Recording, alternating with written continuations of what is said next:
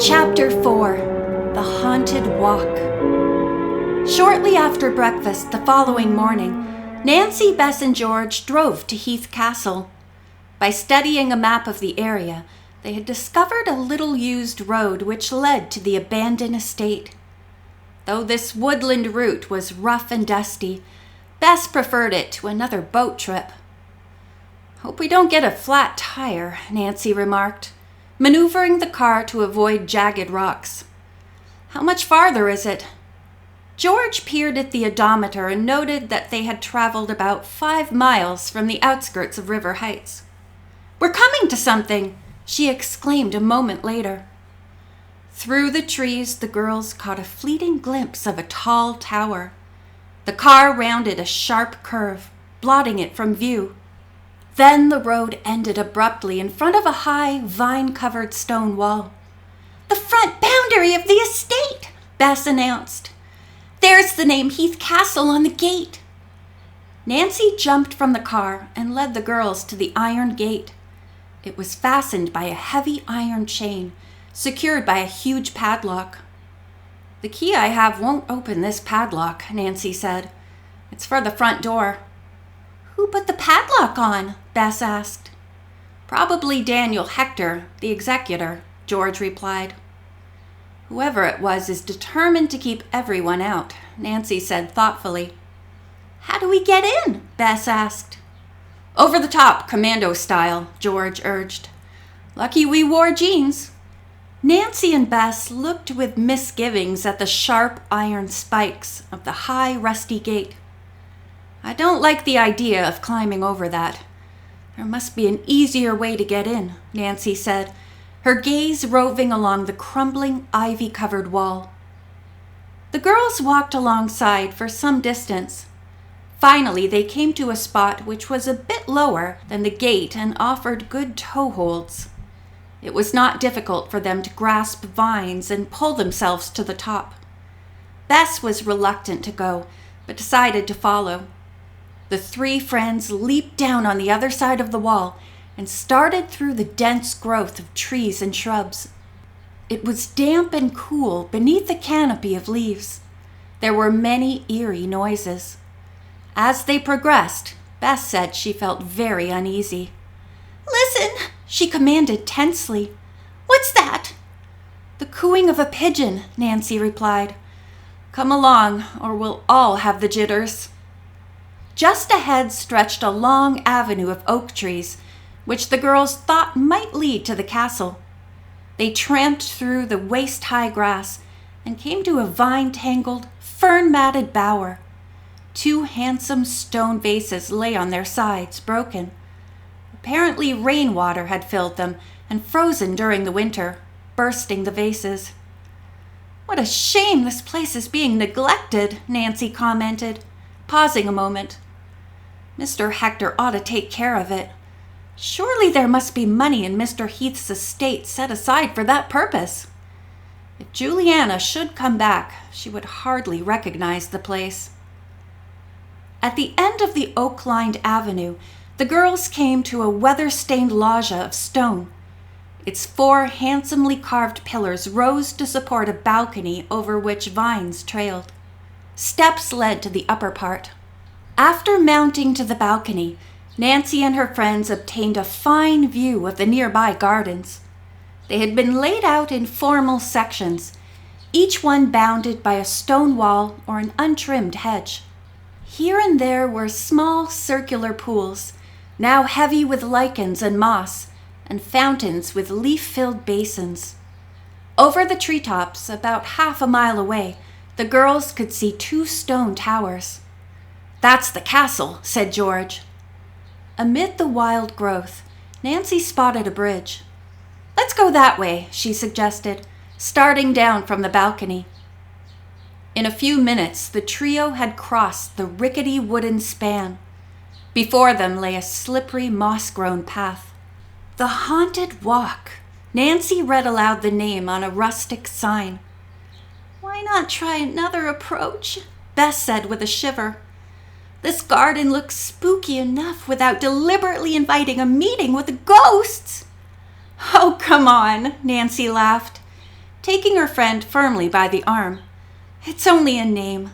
Besides, the walk may lead to something interesting." Spreading lilac bushes canopied the trail. Their branches caught at Nancy's hair and clutched at her clothing. Impatiently, she pushed them aside and held back the branches for her friends to pass beneath. "I wish we'd gone some other way," Bess complained. "This is no fun." "I think it is," Nancy replied. "It's mysterious here.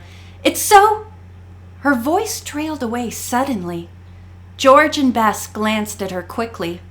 Nancy was staring directly toward a giant evergreen.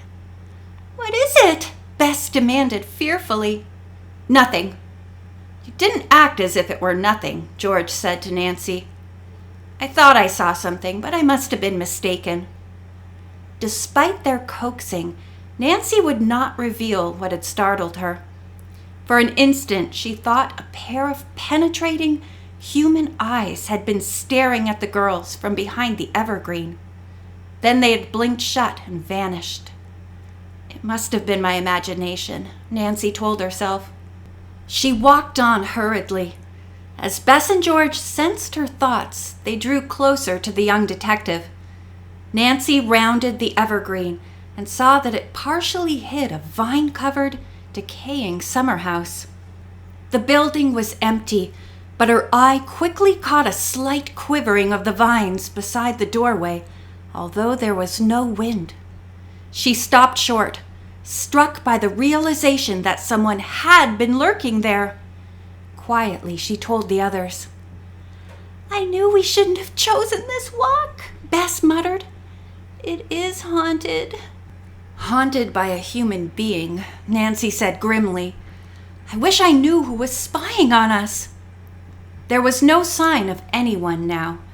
The girls heard neither the rustle of leaves nor the sound of retreating footsteps. "Let's go back to the car," Bess proposed suddenly. "We've seen enough of this place." "I haven't," Nancy said. "I'm getting more curious every minute." Not far from the summer house was a stone wall. It occurred to Nancy that the person who had observed them might have scrambled over it to avoid detection. She announced her intention of climbing up to make sure.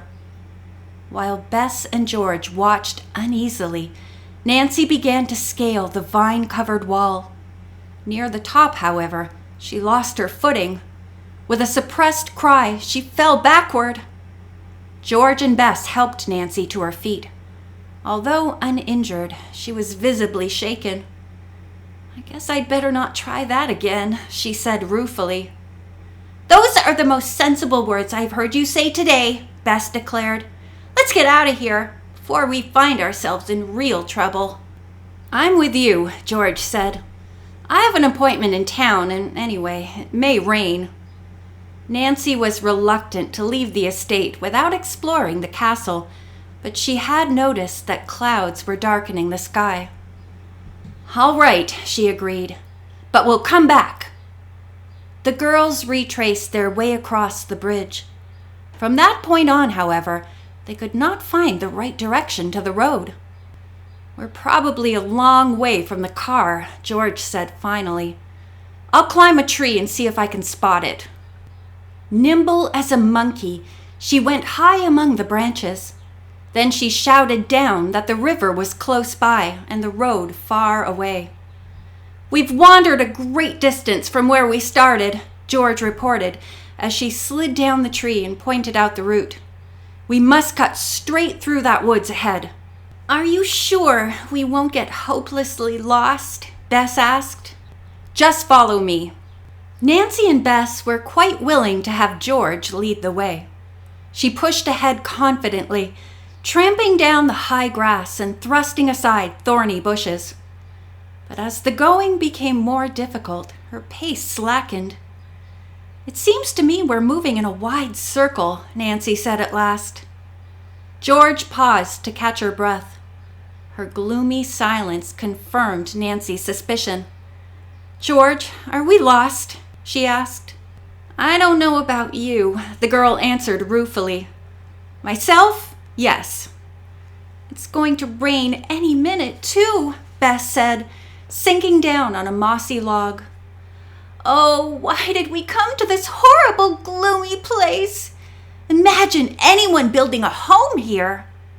If the roads were opened and some shrubs cut down, the estate would be very lovely, Nancy pointed out.